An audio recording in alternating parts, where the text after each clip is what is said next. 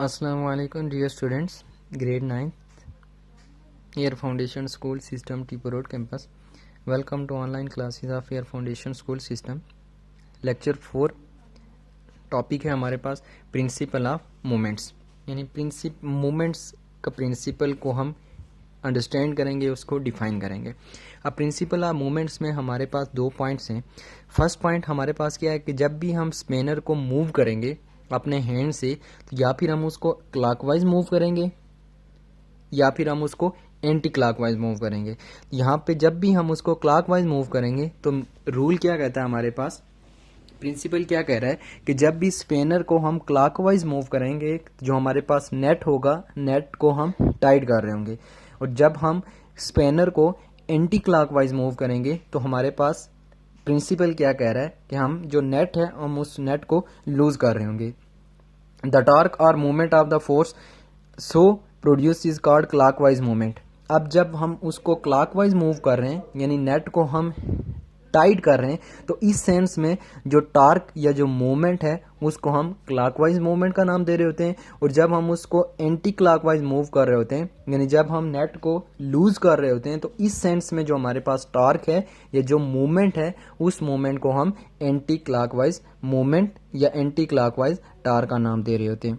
अब हमारे पास body initially at rest does not rotate. अब हमारे पास बॉडी इनिशियली जब बॉडी रेस्ट में होगी तो उसके लिए क्या हमारे पास कंडीशन है कि जो क्लॉकवाइज मूवमेंट है और जो एंटी क्लॉकवाइज मूवमेंट है वो एक दूसरे के इक्वल हों। तो इस सेंस में हमारे पास बॉडी कंप्लीटली रेस्ट में है, वहाँ पे कोई मूवमेंट नहीं होगी। अब प्रिंसिपल ऑफ मूवमेंट्स क्या है हमारे पास कि body is balanced. Body balanced कब होगी? If the sum of clockwise movements acting on the body is equal to the sum of anti clockwise movements acting on it. Mean के जो हमारे पास बॉडी है, बॉडी में जो हमारे पास क्लॉकवाइज मूवमेंट्स और जो एंटी क्लॉकवाइज मूवमेंट्स हैं वो एक दूसरे के इक्वल हैं, वो एक दूसरे के बैलेंस हैं। तो इस सेंस में हमारे पास उसमें कोई मूवमेंट नहीं है, ना ही क्लॉकवाइज डायरेक्शन में ना ही एंटी क्लॉकवाइज डायरेक्शन में। तो इसको हम क्या कह रहे होते हैं, हमारे पास प्रिंसिपल ऑफ मूवमेंट्स। अब principal of movements basically torque से रिलेटेड है। टॉर्क को हम ब्रीफली डिस्कस कर चुके हैं। जो हमारे पास बॉडी में टर्न आ रहा है उसको हम टॉर्क का नाम दे रहे होते हैं। अब टॉर्क में हमारे पास दो पॉइंट थे। मीन हमारे पास मूवमेंट आर्म था, जिसको टॉर्क का हमारे पास फार्मूला था, जिसको हमने टॉस से रिप्रेजेंट किया हुआ था, आर क्रॉस एल। एल हमारे पास लेंथ को रिप्रेजेंट कर रहा था और मूवमेंट आर मूवमेंट आर्म को रिप्रेजेंट कर रहा था।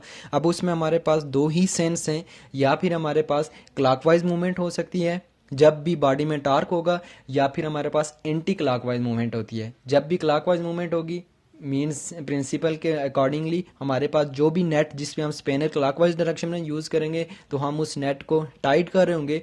इस मूवमेंट को हम क्या कहेंगे, क्लॉकवाइज मूवमेंट या क्लॉकवाइज टॉर्क। जब भी हम स्पिनर को एंटी क्लॉकवाइज डायरेक्शन में मूव करेंगे, मीन्स हम जब भी नेट को लूज करेंगे, तो इस सेंस में जो टॉर्क होगा उसको हम एंटी क्लॉकवाइज टॉर्क या एंटी क्लॉकवाइज मूवमेंट का नाम देंगे। और प्रिंसिपल ऑफ मूवमेंट्स क्या है कि जब भी किसी भी नेट पे या जो बॉडी जिसमें हमारे पास टर्निंग इफेक्ट है उसमें सम ऑफ क्लॉकवाइज मूवमेंट और सम ऑफ एंटी क्लॉकवाइज मूवमेंट जब इक्वल होंगी, तो इसको हम प्रिंसिपल ऑफ मूवमेंट्स कहेंगे। लाइक जिस तरह से हमारे पास फिगर में है चिल्ड्रन ऑन सीसा। अब हमारे पास दोनों अगर सेम पॉइंट पे हैं, मीन्स जो हमारे पास एक फिक्स पॉइंट है जिसको हम मूवमेंट आर्म कह रहे होते हैं, कि जहाँ से हमारे पास बॉडी यानी प्रिंसिपल एक्सिस या एक्सिस ऑफ रोटेशन का नाम देते हैं, कि जिसके राउंड बॉडी टर्न कर रही होती है, वहाँ से अगर वो स्पेसिफिक डिस्टेंस पे होंगे, अगर उनमें दोनों में अगर हमारे पास फोर्सेस सेम हैं, यानी क्लॉकवाइज मूवमेंट और एंटी क्लॉकवाइज मूवमेंट हमारे पास अगर सेम है, एक दूसरे के बैलेंस है, तो सी सा में कोई मूवमेंट नहीं होगी। अगर हम इन जो हमारे पास फोर्सेस हैं क्लॉकवाइज और एंटी क्लॉकवाइज मूवमेंट को हम डिस्टर्ब करेंगे, अनबैलेंस करेंगे, तो हमारे पास जो चिल्ड्रन है सी सा पे वो हमारे पास अप एंड डाउन मूव कर रहे होंगे। नेक्स्ट वन हमारे पास इसकी एग्जांपल है, example 4.4। A meter rod is sported at its middle point O as shown in figure 4.15. The block of weight 10 Newton is suspended at point B 40 cm from O. Find the weight of the block that balances it at point A 25 cm from O. Mean हमारे पास एक system था जिसमें हमारे पास metre rod था। इस metre rod को हमने एक फिक्स्ड पॉइंट ओ पे हमने इसको सपोर्ट करके दो वेट हमने इस पे सस्पेंड किए हुए हैं। जो हमारे पास पॉइंट ए है, जो वेट ए है ये हमारे पास 25 सेंटीमीटर है ओ से, और जो हमारे पास वेट बी है W2 वो हमारे पास 40 सेंटीमीटर है फ्रॉम पॉइंट ओ से। अब हमने इसमें क्या फाइंड करना है, find the wait of the block.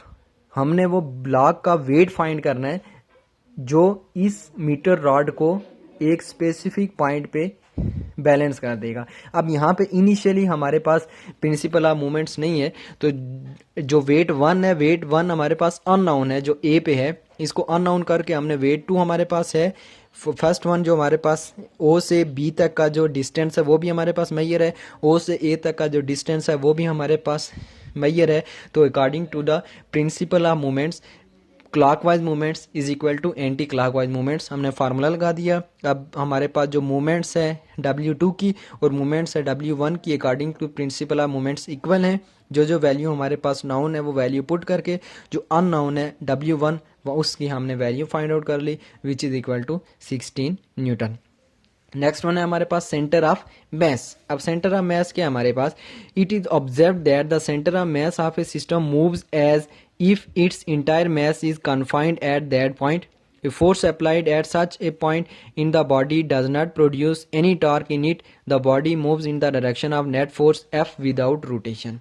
किसी भी बॉडी का सेंटर ऑफ मैस फाइंड करने के लिए हमारे पास एक ऐसा पॉइंट होगा जिस पॉइंट पे अगर हम फोर्स अप्लाई कर रहे होंगे तो under the action of that force body में कोई भी टर्निंग इफेक्ट नहीं होगा, बल्कि body under the action of that force उसी डायरेक्शन में हमारे पास मूव करेगी। तो ऐसे पॉइंट को हम सेंटर ऑफ मैस कहेंगे। से हमारे पास एक बॉल है, इस बॉल पे एक ऐसा पॉइंट होगा, उस पॉइंट पे जब हम फोर्स अप्लाई करेंगे तो बॉल रोटेट नहीं करेगी, बल्कि बॉल में एक ट्रांसलेशनल मोशन होगी इन द डायरेक्शन ऑफ वेव्स। तो ऐसे पॉइंट को हम सेंटर ऑफ मैस का नाम देंगे। Consider a system of two particles A and B connected by a light rigid as shown in figure. हमारे पास एक सिस्टम है जिसमें हमारे पास दो बॉल कनेक्टेड हैं, दो पार्टिकल कनेक्टेड हैं ए एंड बी 4.16 फिगर में। Then let O is a point anywhere between A and B such that the force F is applied at point O as shown in figure 14.7. अब 14.7 में हमारे पास क्या है कि हम डिफरेंट सिनेरियो को डिस्कस कर रहे हैं। फर्स्ट वन में हमारे पास क्या है कि O कोई भी पॉइंट है किसी भी लोकेशन पे, अब इस पॉइंट पे हम फोर्स अप्लाई कर रहे हैं। If the system moves in the direction of force without rotation, the point O is the centre of mass of the system. यानी ये जो ओ पॉइंट है जिस पॉइंट पे हम फोर्स अप्लाई कर रहे हैं, under the action of that force, अगर इस दोनों सिस्टम में कोई रोटेशन नहीं है, ना ही क्लॉकवाइज मूवमेंट है ना ही एंटी क्लॉकवाइज मूवमेंट है, तो इस सेंस में हमारे पास जो पॉइंट ओ होगा इसको हम क्या कहेंगे, centre of mess. Does the system will move without rotation if the force acts elsewhere on it? Means हम इसको इस पॉइंट को फर्दर डिस्कस कर रहे हैं कि अगर इस पॉइंट ओ से मैं अपनी लोकेशन को चेंज करके फोर्स को अप्लाई कर रहा हूँ, अब under the action of that force क्या बॉडी में अगेन क्लॉकवाइज और एंटी क्लॉकवाइज मूवमेंट जीरो है? अगर वहाँ पे जीरो नहीं है तो इट्स मीन्स वहाँ पे सेंटर ऑफ मैस नहीं है। So let the force be applied near the light particles as shown in figure 4.18. The system moves as well as rotates. यानी फिगर जो हमारे पास 14.8 है, इसमें हमारे पास क्या है कि जो फोर्स है, अगर फोर्स की लोकेशन जो हमारे पास स्मॉलेस्ट पार्टिकल है, जो हमारे पास लाइटर पार्टिकल है, इसके करीब हम रख रहे हैं, तो under the action of that force body में ट्रांसलेशनल मोशन होगी, साथ में हमारे पास उसमें रोटेशनल मोशन भी होगी। तो इस सेंस में हमारे पास जो पॉइंट है वो हमारे पास सेंटर ऑफ मैस को रिप्रेजेंट नहीं कर रहा। सिमिलरली जो फिगर 14.19 है 4.19 फिगर में हमारे पास जो पॉइंट था या जो फोर्स थी उसको हमने जो हैवीएस्ट पार्टिकल था उसके करीब हमने अप्लाई किया। अब यहाँ पे भी अप्लाई करने की वजह से इसमें ट्रांसलेशनल मोशन है एज वेल एज उसमें रोटेशनल मोशन भी है, मीन्स बॉडी में टॉर्क भी है। तो इस सेंस में जो पॉइंट एफ है, यानी जो फोर्स एफ है जो हैवियर पार्टिकल्स के करीब है, ये भी सेंटर ऑफ मैस को रिप्रेजेंट नहीं कर रही। सो सेंटर ऑफ मैस हमारे पास किसी भी सिस्टम में एक ऐसा पॉइंट है एक जहां पे हम फोर्स अप्लाई करते हैं तो under the action of that force body में कोई रोटेशन नहीं होती। सिंपल वर्ड में centre of mass of a system is such a point where an applied force causes the system to move without rotation. Without rotation हमारे पास क्या कर रही होती है, बॉडी मूव कर रही होती है। Next one, centre of gravity.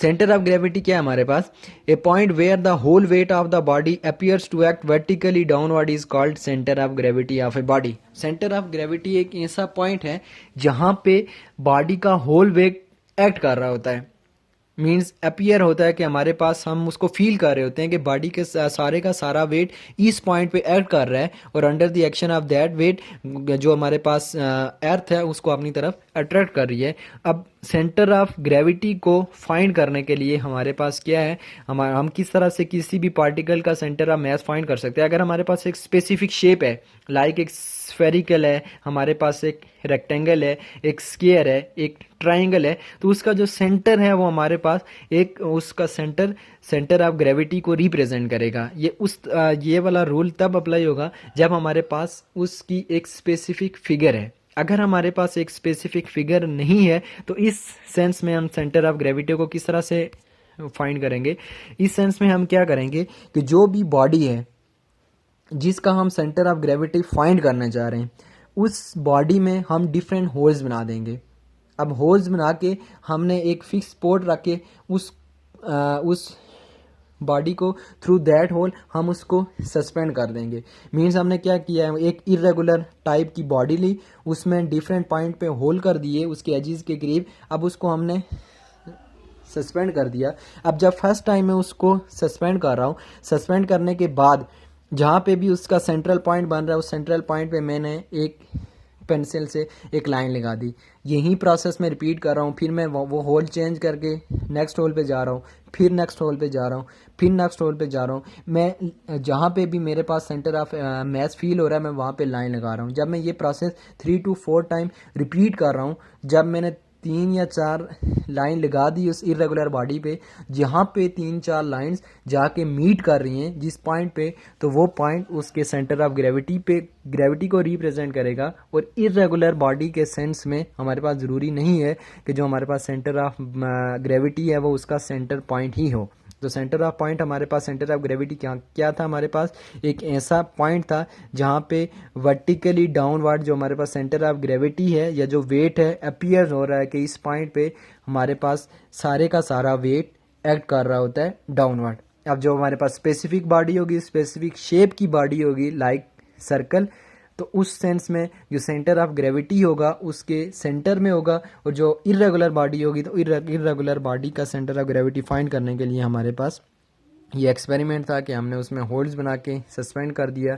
3 to 4 time repeat करने के बाद जहाँ पे लाइंस मीट अप कर रही होती हैं तो वो पॉइंट उसका सेंटर ऑफ ग्रेविटी को रिप्रेजेंट करेगा। तो ब्रीफली आपने इसकी रीडिंग करनी है। रीडिंग करने के बाद जो मेन पॉइंट हैं आप उनको अंडरस्टैंड करें, अंडरस्टैंड करने के बाद आप उसको मेमोराइज करें। Thank you very much.